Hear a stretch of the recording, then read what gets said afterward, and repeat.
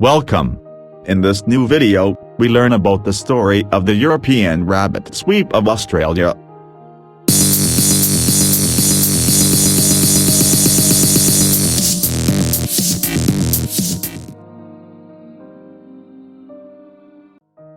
In 1859, European wild rabbits were introduced into Australia so they could be hunted for sport. Within 50 years, rabbits had spread across almost the entire continent, with devastating implications for Australia's indigenous flora and fauna. The proliferation of rabbits was the fastest of an introduced mammal anywhere in the world. Australia is home to at least 200 million feral rabbits, which continue to have a huge impact on our environment.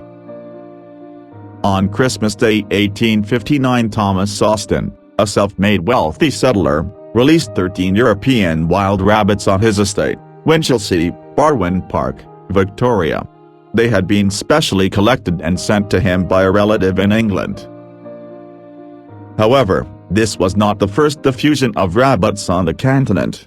Andrew Miller, commissary for the First Fleet, listed 5 rabbits on the initial transport.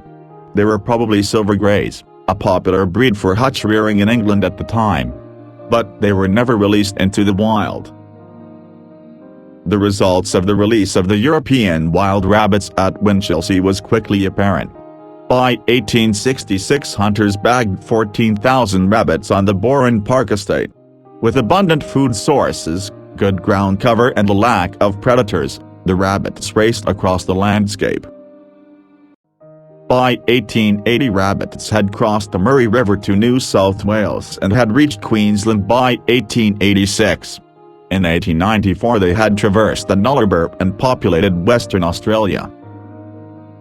To put the dissemination into context, the spread of rabbits over Britain took 700 years, while the colonization of 2/3 of Australia, an area 25 times the size of Britain, took only 50 years. The rate of spread of the rabbit in Australia was the fastest of a colonizing mammal anywhere in the world. Throughout the 19th and 20th centuries, different methods of rabbit control were tried, including trapping, rabbit warren ripping, fumigation and bounty systems. However, the most visible control method was fencing. Fences became an integral component of what settlers in the late 19th century began to see as a war against the rabbits. The first extensive fences were built in central New South Wales, and the initial success of private fencing encouraged state governments to construct even longer ones.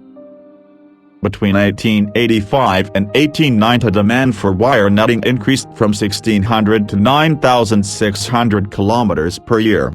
It is estimated that by the height of the fence construction boom, there were 320,000 kilometers of rabbit-proof fence across Australia.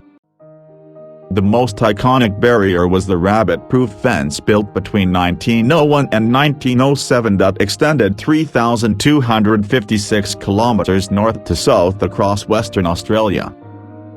However, the Western Australian fence, like almost all the very long government-sponsored fences, was unsuccessful for a number of reasons. It was completed after the rabbits had already crossed into the state, and the constant deterioration of the fence meant there was almost always somewhere the rabbits could cross.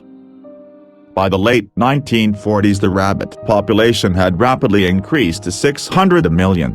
This was due to a number of high rainfall years with subsequent good harvests, as well as the Second World War, which had reduced manpower for trapping and fence maintenance.